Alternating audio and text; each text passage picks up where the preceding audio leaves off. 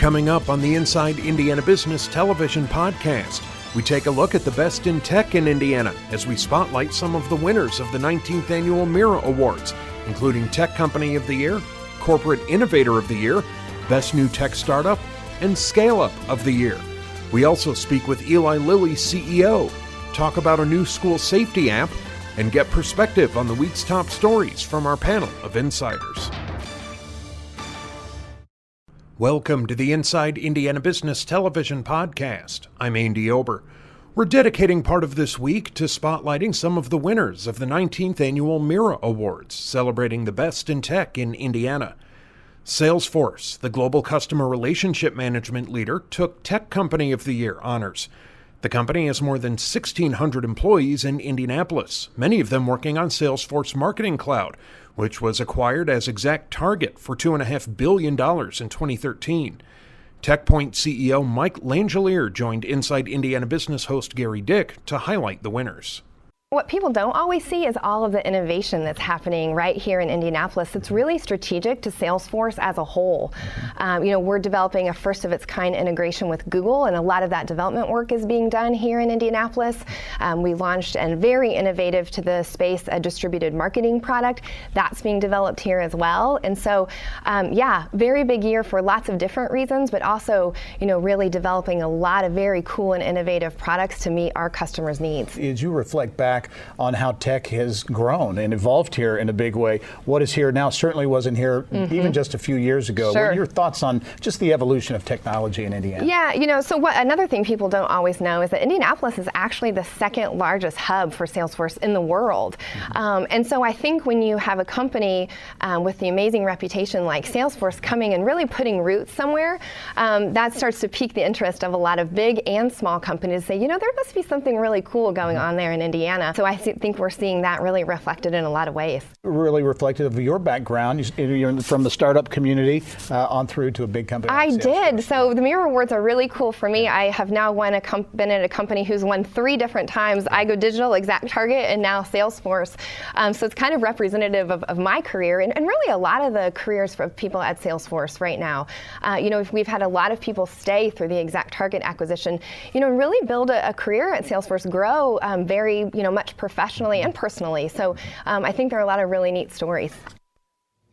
Well, TechPoint CEO Mike Langelier joins me now with some perspective on some of the winners in the tech movement as well in Indiana. Mike, is always welcome. Thanks, Gary. And congrats on a big event. I want to talk about Salesforce in a minute, but first of all, the event. Last year was big, 900 plus. You get 1,300 packed house, biggest event ever, biggest crowd ever. What does that say about technology in Indiana? The Mira Awards is always a tell every year for the strength and vitality of the ecosystem. And so last year, coming out of last year, we expected 1,000 people. The awards sold out 2 months ahead of time. So we had to expand it and find space for 1,300, which is exciting. What's also exciting, though, is that is not only the attendee volume, but the volume of applications. So we had over 200 applications, which is twice what it was 5 years ago. It's 7 times what it was 10 years ago. And that is always a tell for how both the quantity of the applications and the strength of the applications give us a sense of how strong the ecosystem is. And to see it continue to build over time is a really, really good, a really, really strong indication.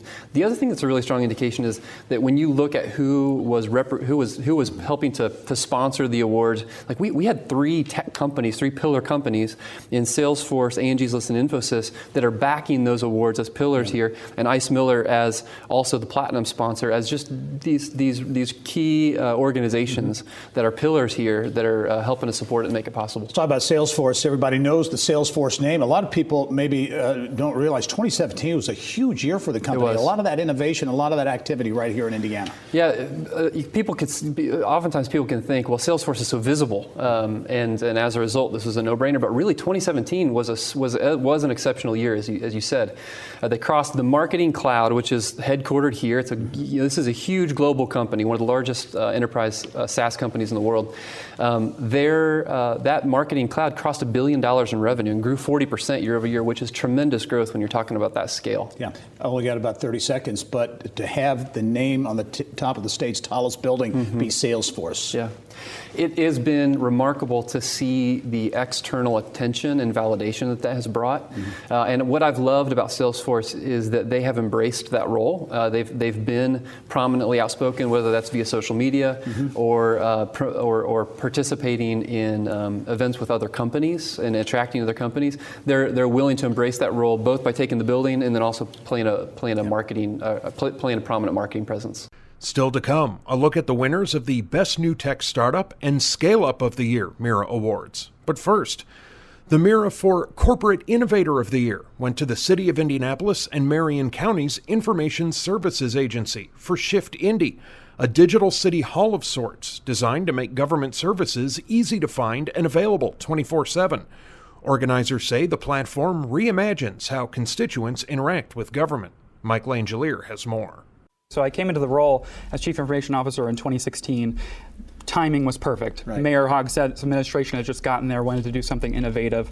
We talked about just rebranding the website, right? Using the new colors and rebranding it to be Mayor Hogsett's. And instead we thought, it seems like there's a time, this is the time, to take advantage of technology in Indianapolis, and how can we really rethink this as an initiative? And so we took what Mayor Goldsmith originally started with the first website, which was what he called Electronic Town Hall. And we rethought it and called it Digital City Hall. How do we make Digital City Hall the first and foremost in the entire country here in Indianapolis? As you look at that, the bottom line of the initiative is you want to improve life, if you will, for citizens, but also employees as well. Everyone is engaged and involved in the process. Absolutely, everyone's involved. So of course, the mission of the City of Indianapolis and Marion County is only there to help the residents and businesses and visitors of Indianapolis. That's what's most important to us.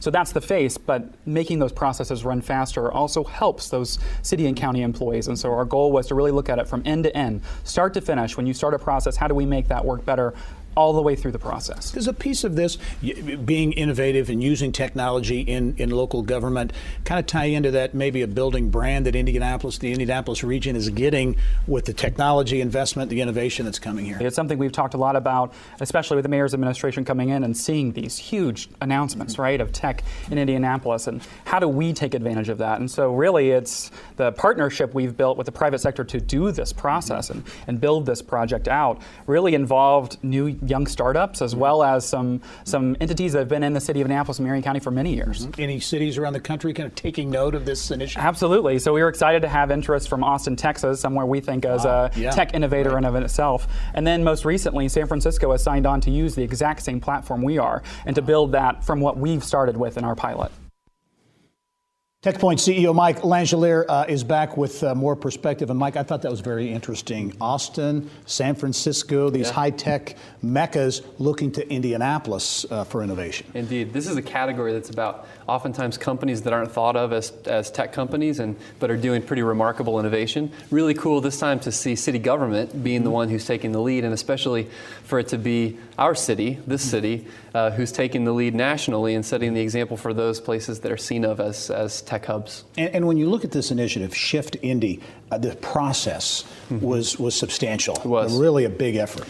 Yeah, they went through all city agencies, talked to a myriad of business owners to collect requirements on what the service needed to do, collected over 1,000 requirements, they said, and then distilled that down to actually and built out 25 new online services. And the one of the prime examples that they speak to is the homestead deduction process. Significantly overhauled that process. It used to be something that you'd have to fill out a bunch of forms, and it would take 5 to 10 business days to be able to get that application turned around by a lot of internal staff. And now they have it down to a very automated, I think it's a 20-minute process. And so in December alone, they processed 4,000 combined applications. And so it's just an example of, again, putting power back into citizens' hands and improving the relationship between the citizen and our city government. And maybe an example of the diversity of innovation that's happening. Indeed, indeed. And it's, I think that, as we'll see in some of the other winners, that was a common theme across in the Mira Awards, that we saw tech and ag, tech and logistics, tech and government. And that's something we're going to continue to need to happen for our economy to thrive into the future. Later in the podcast, a spotlight on the scale-up of the year. And Eli Lilly, CEO, talks about the state of the company. But now, Freight Rover, a platform designed to bring together more than 500,000 for-hire truckers and shippers responsible for 10.5 billion tons of annual transported goods, won Mira's Best New Tech Startup Award. The company aims to bring technology and transportation together to streamline trucking and logistics. Mike Langelier continues with more. If you think about the market today, it's about 50,000 drivers short right now and growing, and that's expected to continue to double almost every couple of years. So really where we specialize is trying to maximize the capacity that's available by connecting it with the shippers and third-party logistics providers that need to have products in factories and products on the shelves, and helping them find the alternative capacity. It is a very fragmented industry, so you have some very large players, some of which operate here in Indiana, but then you have tons, actually 97% of the capacity that's available are 20 trucks or less. So you have to have some sort of engine that brings that together, and that's where Freight Rover lies. Yeah, as you look at the your continued growth in the e-commerce space, that would seem to play right into your company's future potential. When consumers are saying, I want it now or I want it yesterday, so shippers are having to get extremely creative, and how do they meet that demand?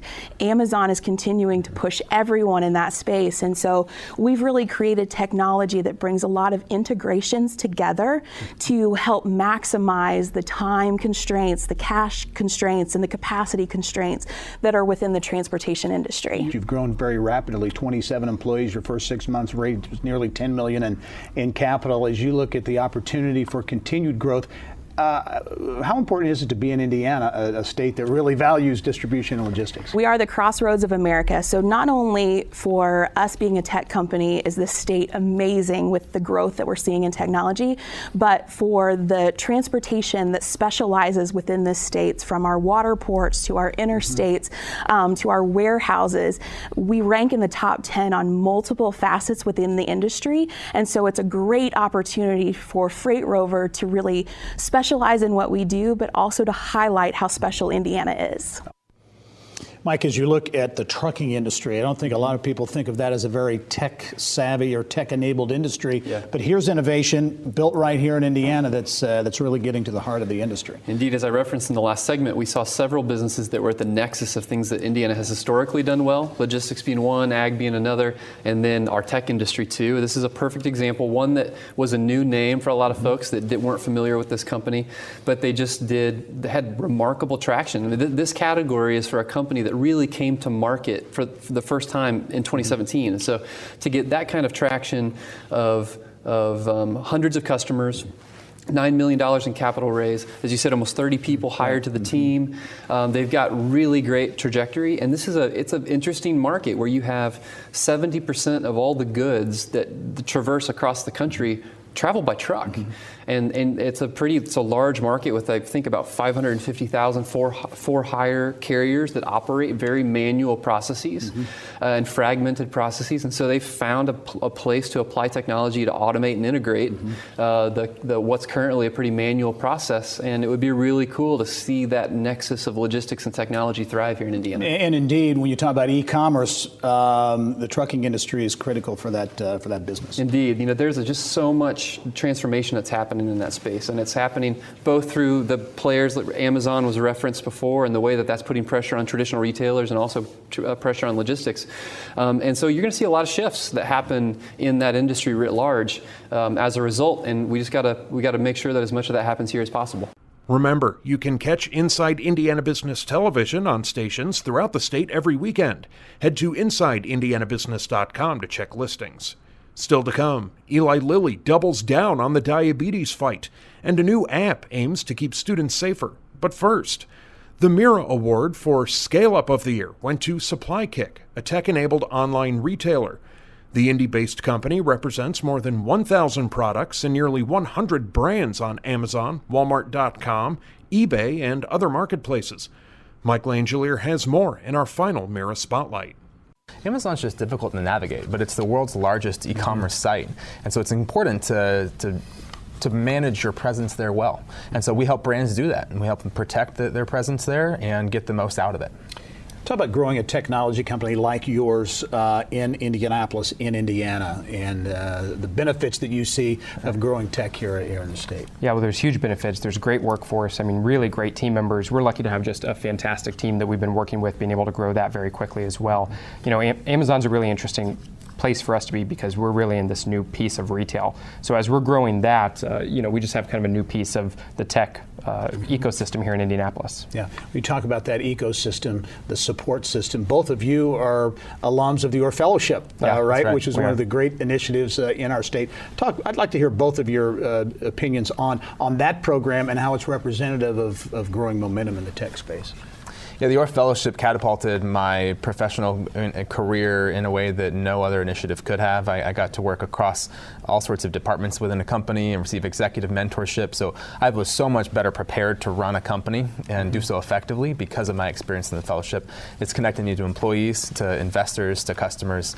It's been an invaluable experience. Mm-hmm. Yeah, I couldn't agree more. I mean, I think back at my time at Angie's List, which is where I was placed. I was working directly with Bill Osterly, Angie Hicks, Scott Britton. I mean, just some great people to be able to learn from. And now we look at SupplyKick, we have 10 current or former Orr Fellows in the organization now, which is just a testament to kind of the continued leadership that we've been able to see in the organization. Mike, when you talk about things that have come together to create this tech momentum, the Orr Fellowship, I know you were an Orr Fellow. That's right. Both Josh and Chris were as well. How important is a program like this to this overall It's critically important. It's one of those foundational layers that brings people here. I was originally from Illinois and went to college here in Indiana, and the Orr Fellowship is what brought me here to Indy. And it's the same story for a whole generation of multiple generations of people now. And it helps to form relationships, form friendships, form professional partnerships like this one. And I think we have already seen, we'll continue to see businesses grow as a result. Yeah. All right, let's talk about SupplyKick in the e-commerce space, right? Mm-hmm. Yeah, this is another intersection place, the intersection of tech and retail. Another area that's getting a lot of pressure. There's a lot of change happening there, and SupplyKick is taking a really interesting approach toward helping these retailers that are struggling to figure out how to best represent their products online and to fulfill those orders and to do it much more effectively.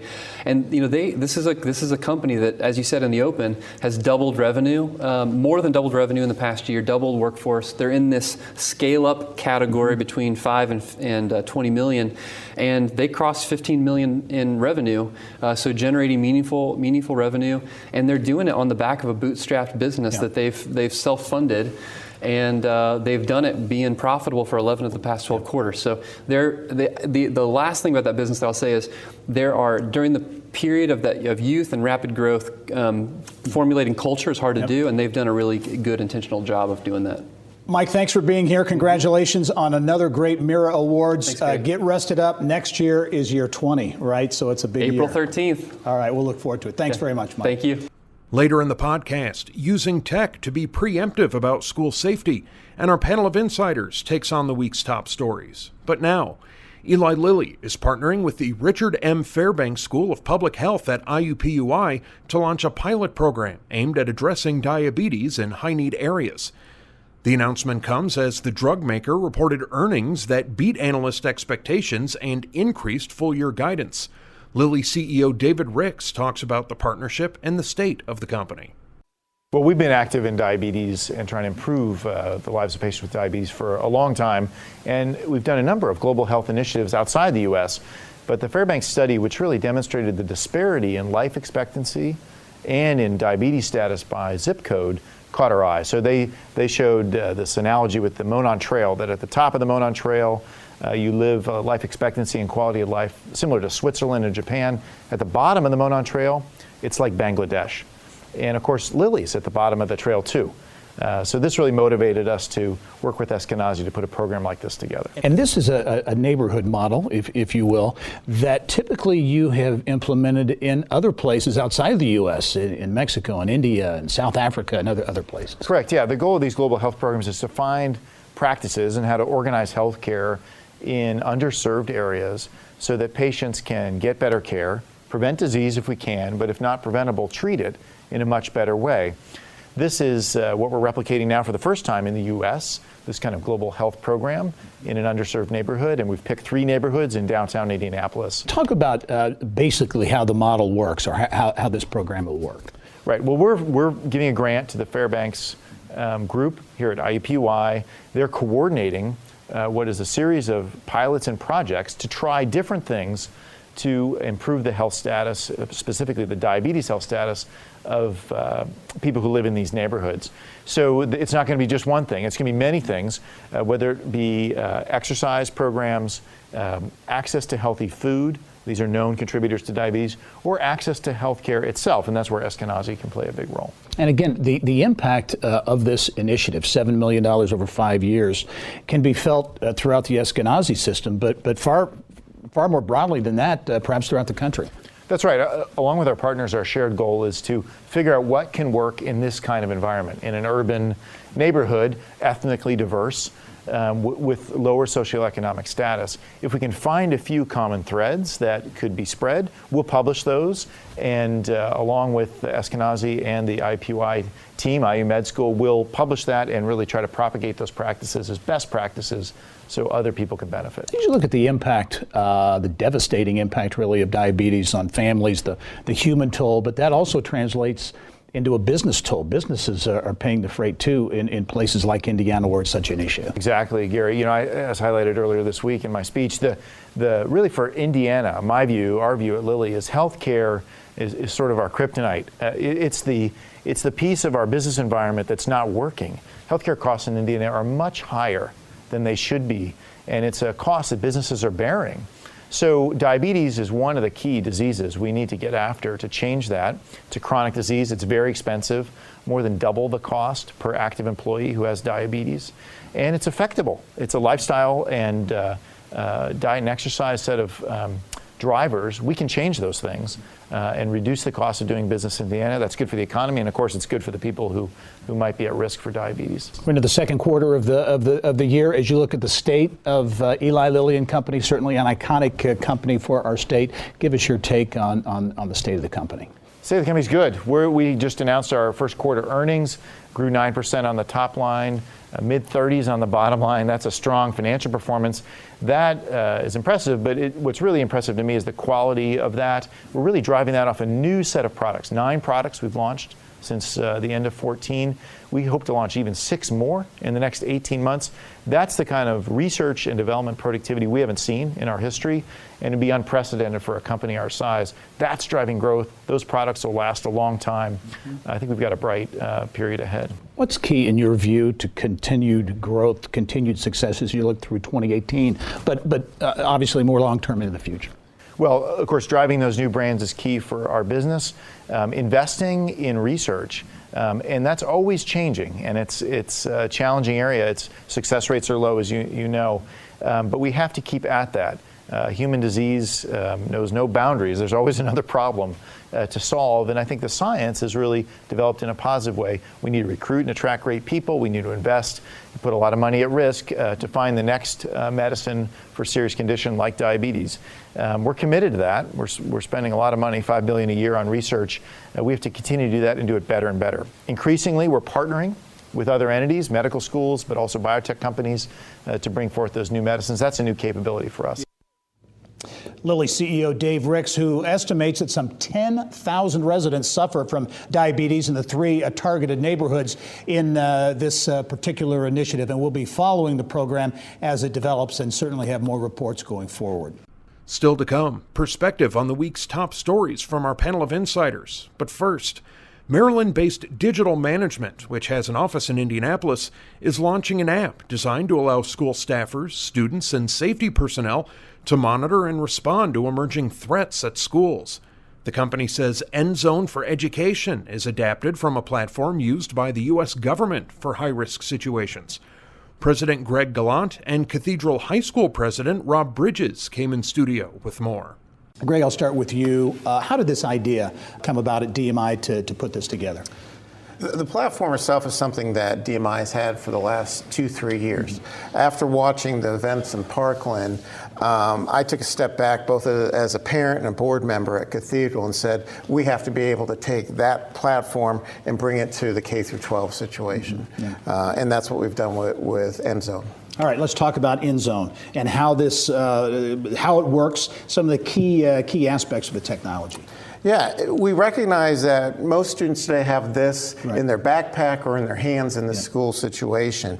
We put an app on that phone that uses the geolocation capabilities of your phone and then turns your phone into a situational awareness platform that the school can take advantage of, right? It allows us to do things that are similar to Amber Alerts that we all experience here in the state of Indiana. It then allows the school, if there's an emergency, to then quickly declare that emergency and be able to locate all the students that are on their campus. Go ahead. If I'm a student, it allows me to have an SOS button on my phone. So I may individually have an emergency that I need to make the administration aware of. I can hit that SOS button, and the administrators immediately contact me and evaluate the nature of that situation. Rob, talk about your view, your perception of this technology, and how being proactive is, in your view, such an important piece of the world in which we live these days. Well, you know, Cathedral has been committed to excellence in all areas, and leading the way in safety is important to us too. But really, it's worse than heartbreaking for a school leader to see the events that have happened at schools, most recently at Parkland. And what bothers me most and what has troubled me is that we're really defensive. We're very proactive, and we put a lot of resources into other areas of safety. But when it comes to schools, we're still kind of doing it the old-fashioned way, and we just kind of wait in place and hope for the best. We know we can do so much better. And when the idea of DMI presenting EndZone to me, where we could be proactive and use our technology to keep our students safe, there's no way we could say anything but yes to this. Cathedral will be a pilot program, serve as a pilot program for EndZone. Talk about how you envision this being rolled out in the school. Well, you know, we want to make sure that we're doing it right. We're working very closely with the folks at DMI. We'll have a pilot group of teachers. We have a safety team. Pretty much all teachers could be on the safety team now. Everybody's interested in this. But the safety team will pilot it first. We'll have groups of students to pilot it as well to make sure that we have all the bugs out, and we're doing very well with that. And once we're ready to go, I anticipate in the fall, we'll be ready to have everybody using it. What's been the initial reaction to folks as they see and hear about this technology? You know, it's funny that, of course, the teachers want to keep the school very safe.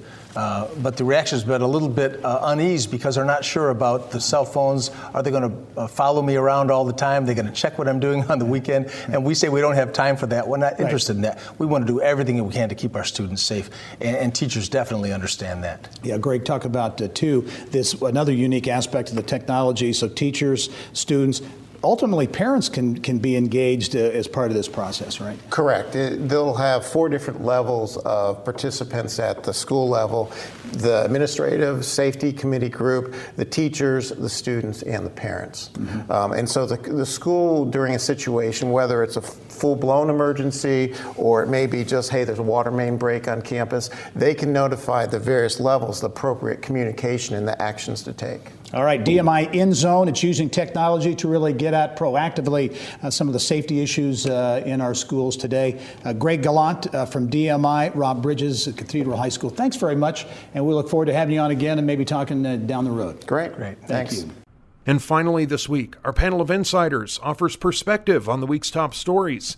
This week's guests are Indy Chamber Chief Economic Development Officer Maureen Krause, Fox Global Managing Director Mike Marker, and Gregory and Appel Vice President of Corporate Development Steve Appel. And we'll start out with some healthcare news, kind of some troubling news on the healthcare front that's been around for a long time in terms of diabetes, such a terrible disease around the globe, and in particular here in Indiana. Big news this week is Lilly, IUPUI, the Fairbanks School of Public Health, announcing an initiative, 5 years, $7 million, to combat this in neighborhoods here in Indianapolis. Maureen, we were talking off camera, another example of various groups coming together to fight important issue. We're really good at that here, taking public, private, and philanthropic sectors together.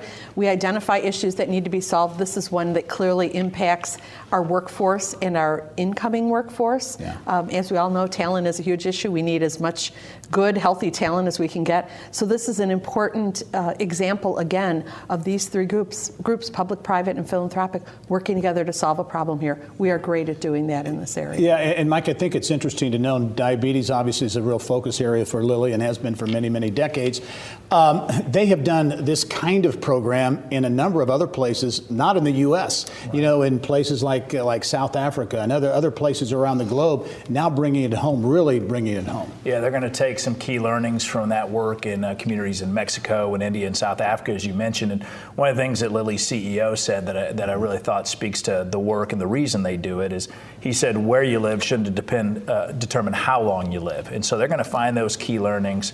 And the reality is there's a great health disparity between income levels, and we're facing that here in the community. So I think these 3 neighborhoods they've chosen, they're going to find some best practices, find a way to scale them, take them across the state and hopefully around the country to address this issue. Yeah, as you look at an iconic Indiana company like Lilly, really taking some steps right in their own backyard to combat diabetes. Yeah, I think the big takeaway for me was that 17% are at threat in a fairly small area. So I'm hopeful that if they really do get, as they said, some of the best practices, that it can be taken around the country, because the food desert issue and things like that should be something that hopefully can be replicated. Yeah, interesting too, they had a graphic on the Monon Trail, and from the top of the Monon Trail to the bottom, 14 years in terms of longevity, length of life difference from the top to the bottom based on a number of factors. Opioids obviously continue to be a scourge on America, on many states in this country. Here in Indiana, a lot of efforts, Mike, I know you're very familiar with IU and its Grand Challenges program, and really putting a lot of resources out there. More efforts were announced this week. It's not going to be a short-term thing, it's going to take a while, but do you think Indiana's getting its arms around this issue? I certainly think so. I mean, Governor Holcomb and his team are doing some very meaningful work here with partners like IU and their Grand Challenges effort. And the research that just came out with the report that, a lot of local, state, federal officials are saying, give us information about what works, because we don't know how to address this. So this report looked at increasing investment in naloxone with the overdose drug reduction there, looking at Good Samaritan laws, looking at drug paraphernalia laws, really arming them with a lot of tools to use both legislatively to address this. And then the effort that they also talked about this week with looking at newborns who are born addicted, and the work to do there to provide them with the services they need are critically important. And Maureen, obviously there's a huge human toll in this situation, but there's also a big business and talent issue related to this as well. Absolutely. When people look at this area, they see what is the talent pipeline that we can provide, what condition are they in? It's not just what degree they have, but are they going to come to work every day, be able to do that? So it's an issue that needs to be solved. It impacts in some of our communities a significant amount of the workforce population. Yeah. I'll give one other thing, which is in Indiana, I happen to actually work with 2 companies, one medical device, one technology, that are both addressing the opioid issue as well. So I'm happy to say that there's, I think, some innovative solutions coming down the pike as well. Yeah. Also this week, the week just ending, Small Business Week in Indiana. There were a number of events around the state, including the governor recognizing, I think, 10 companies around Indiana for their efforts, a variety of companies around the state. The governor suggesting there are nearly 500,000 small businesses, believe it or not, throughout Indiana. Do small businesses get the short end of the stick? Some people will say small businesses will say we get ignored. We don't get the attention that the big companies get. Well, I think sometimes on the attention deficit could be there in terms of the big initiatives of a Lilly or things like that. However, I think there's a very good small business climate in the state, and we're a larger small business now, and we're fortunate to work with lots of small business, and the innovation and job creation is really strong. And I think the tech boom in Indianapolis is really helping fuel the small business revolution, and there's a lot more support now, which is great. When you look at the small business infrastructure in this state, a lot of those businesses have grown and become big businesses, which is a great path for entrepreneurs to understand that we support that here. But the other thing is, when you look at these businesses, great creativity and innovation occurs in small businesses. They're quite nimble. And we have to embrace that and really look for ways to encourage more of that growth here. It's a great career path, whether you're in high school thinking what you want to do, or you're 45 and you've just been laid off, or you want a new career choice. So we do a lot of that support work at the Chamber. But once again, think about where creativity and innovation can come from. Small businesses are very nimble. Yeah, I think to your point about do they get the short end of the stick, I think one of the things I really like about weeks like this is the awareness, because we all have choices that we make with our own personal dollars, where we spend it, and who we do business with in our companies. And so making sure we're supporting the small business in our communities is an important thing. All right, a big sector of the economy for Indianapolis is sports. Indianapolis has made a lot of its name on sports over the past 4 decades or so. This week, big news in that Indianapolis will host the 2020 U.S. Olympic team diving trials at the Natatorium, multiple times having hosted that event. And Michael, threw it out to you. Anybody can jump in. But another example, and money was put in to renovate the Natatorium a few years ago. That would seem to be that payoff beginning to happen right now. Yeah, there was a fair amount of debate back and forth about it. Would that be the right investment to make? If we do it, will people come? And boy, it's proving to be the right investment. Those renovations from 2016 now not only delivered the Olympic trials in 2020, but also the junior nationals, the senior nationals. So we're seeing that. I think it's going to be exciting to see David Badaya come back, an Indiana guy who is going for, I think, his 5th Olympic Games now in Tokyo. So there'll be a lot of excitement around this. And Steve, as you look at the competition for these events like this, Indianapolis, I believe, was the very first local sports organizing committee, the Indiana Sports Corporation, in 1979. Now there are literally hundreds, maybe thousands. So the competition for these very intense, but Indianapolis continues to get more than its fair share. I think so. I mean, we have expanded, so it's not all you hear about from Indianapolis anymore, but certainly we were the amateur sports capital for a while, and now the professional teams are doing well too. So it's great. And I was actually on the planning committee for the last Olympic diving, and it was a lot of fun, and there's an eager fan base out there. I think the economic impact of the Olympic trials estimated about $2 million. So there's money in there as well.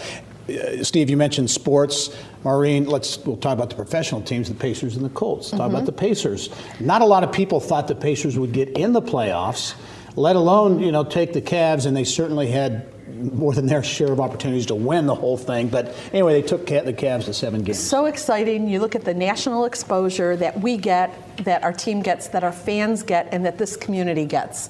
That once again, it wasn't expected, so it's a little, maybe a surprise to some people. But I just love all the, I have to say it, free exposure that this whole community and gets from something like that. Some people will debate that a little bit, but the fact that Indianapolis on multiple fronts, in this case with the Pacers, gets that national, that opportunity for national exposure. And every one of the members of that team are just phenomenal ambassadors for our city and our state. And we have to celebrate that, because there isn't one of them that I wouldn't want to come and do an event or a commercial or talk about what it's like to be here. So, next year we'll go further. We have a great foundation of a team, and I was just thrilled to be watching and seeing all the positive news about the Pacers. Yeah, the story from the start of the season, to build off what you just said, Maureen, is Herb Simon told Kevin Pritchard, just give the city a team they can be proud of. And boy, did they hit on that, right? Yes. We're really proud of the Pacers. And then the story about Victor Oladipo just being right back, making shots, hitting the weight room, just hours after losing that Game 7. So he's committed to lead that team, and he said to Pritchard, we're going to be even better next year. So I wouldn't bet against him. Creating a lot of anticipation, I think, heading into next year already. Steve, how about the Colts? A big draft, and I think they did well. I mean, they drafted for need. Offensive lineman isn't the sexy position, gets all the attention. But I think a lot of people think the Colts position themselves pretty well. Their general manager seems to have a good plan in place too. And I think the biggest issue was we've been about a year and a half without Andrew Luck, so they drafted 2 big offensive linemen, and that could be a big difference. I'm hopeful. All right, we are in May in Indianapolis. We all know what that means. The Indianapolis 500, the month of May. Your thoughts? Danica coming back for the final time. What do you think? I would love, in the year of the woman, it would be great to see Danica win it this year on her way out. That would be a lot of fun. Maureen, how about the month of May, the importance that this has for Indianapolis? Well, we part of our job is to travel around the world and to talk to people around the world. Right. This is what people know us for. Yes, right. And it really is a great entry point to a conversation. We've talked a little bit about our activity in the motorsports industry, the increasing technology that is happening here and around the world, but people know us for this, and it gives us an open door to talk about everything else, all the other assets we have here. So we're going to embrace it, we're going to entertain there and show off to the world what our community is all about. It's fantastic marketing. All right, a great way to put a wrap on another edition of The Insiders. Maureen Krause, also Mike Marker, Steve Appel, thank you one and all for joining us. That wraps up this week's Inside Indiana Business Television podcast. Remember, you can find all of this week's TV segments, as well as the top business news from throughout the state at InsideIndianaBusiness.com. While you're there, you can also subscribe to our platform of free e-newsletters. This is Andy Ober for Inside Indiana Business.